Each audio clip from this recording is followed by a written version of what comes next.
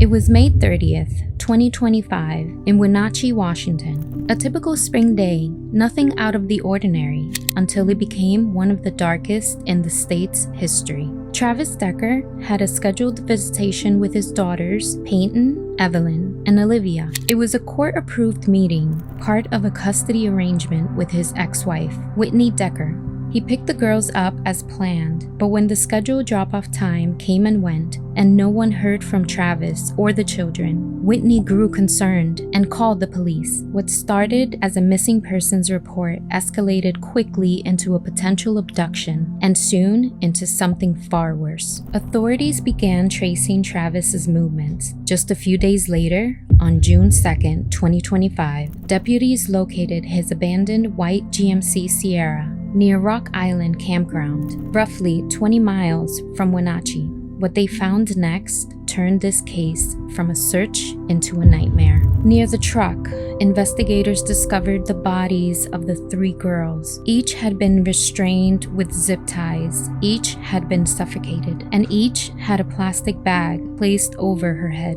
It wasn't random. It wasn't impulsive. Authorities believed this was a premeditated act of violence, planned and executed with chilling precision. And Travis, he was gone. Travis Decker is no ordinary fugitive. He's a former Army combat engineer who served for 8 years and deployed to Afghanistan. He was trained in survival tactics, land navigation, and escape techniques. In other words, he knows how to disappear. Law enforcement agencies launched a full-scale manhunt, one of the largest in recent memory. The FBI, U.S. Marshals, Border Patrol, even the Washington National Guard joined the search. Helicopters scanned overhead, drones swept forest areas, K-9 units combed through rough terrain. Authorities warned the public, Travis may be armed, dangerous, and potentially heading towards the Canadian border.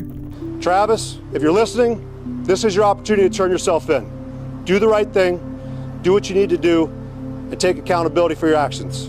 We're not going to go away, we're not going to rest, and we're going to make sure we find you. You will be brought to justice. Those young ladies deserve it.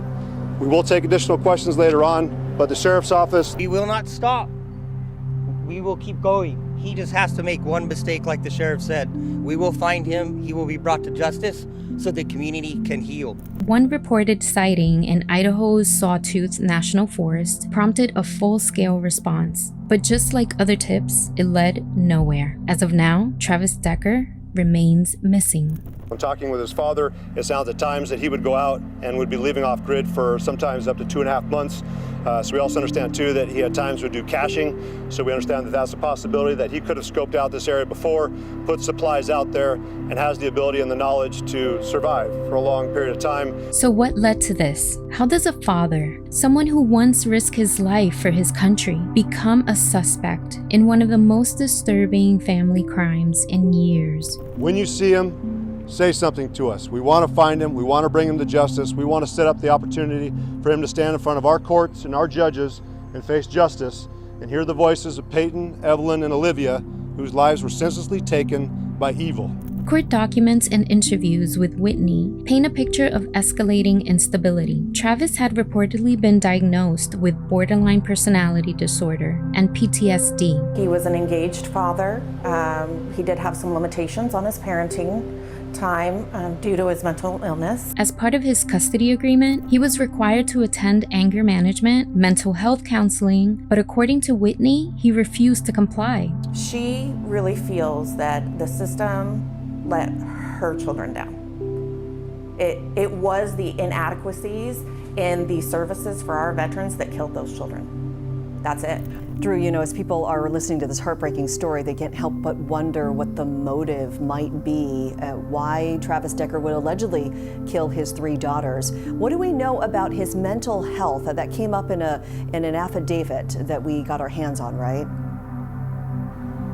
Right, Mimi. Well, we know he had been diagnosed with borderline personality disorder, and within the last year, his visitation schedule with his children had changed, where he was only allowed to see them every other week. However, we do also know that the girl's mother said that the girls had a good relationship with him, and there had been no violent past, too. So a lot to take into account here, Mimi and Jake. Okay. In the months leading up to the tragedy, Decker's behavior reportedly became more erratic. He didn't have stable housing. He was often living off his truck. He left voluntarily, so I believe his discharge was honorable. I think as far as the reserves, he just stopped showing up. Investigators later found internet searches suggesting he was researching how to flee to Canada, possibly planning his escape before the murders even occurred. This wasn't a heat-of-the-moment crime. It appears calculated and deliberate. News of the girls' deaths hit Wenatchee like a tidal wave. Candlelight vigils were held. Classmates and neighbors wept. Photos of the three girls, so young, so full of promise, flooded social media. Paityn, Evelyn, Olivia. Their names became symbols of innocence stolen, and their story became a painful wake-up call. As the search continues, this community is doing their part. Right now you're looking at the memorial here for the girls. More flowers have been placed here since we were here yesterday morning.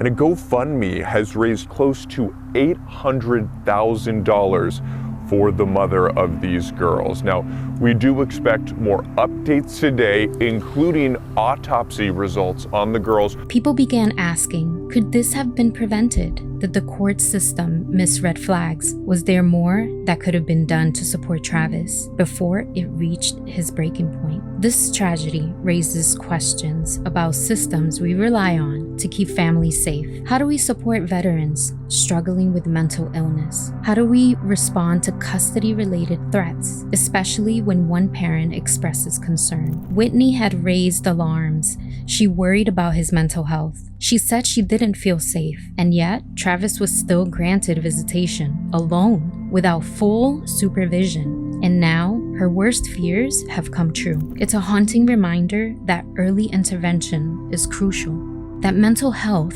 isn't just a private issue. It can become a public emergency if left untreated. As of today, Travis Decker remains a fugitive. His photo has been distributed nationally. Border checkpoints have been alerted. His name has been added to multiple watch lists. Authorities continue to plead with the public. If you see anything, say something. Even a small lead could bring justice a step closer. The longer Travis stays missing, the more painful the wait becomes for the family left behind. For Whitney, for the grandparents, for the teachers who once welcomed 3 little girls into their classrooms. This case isn't just about what happened in the forest outside Rock Island. It's about what happens when the tracks in our system go unnoticed, when trauma goes untreated, when warning signs are dismissed. Travis Decker was once a soldier, a husband, a father. Now, he's a suspect in one of the most devastating crimes a parent can commit, and somewhere out there, he's still free. The world is watching, the clock is ticking, and until he is found, there will be no peace. Because justice delayed is justice denied, and it is justice that cannot wait. If this story moved you, please like the video and subscribe to the channel for more true crime coverage. And let us know in the comments, do you think this tragedy could have been prevented? Could courts do more to vet supervised visitations? Your voice matters. Let's keep the conversation going and demand better protections for those who need it most. Thanks for watching.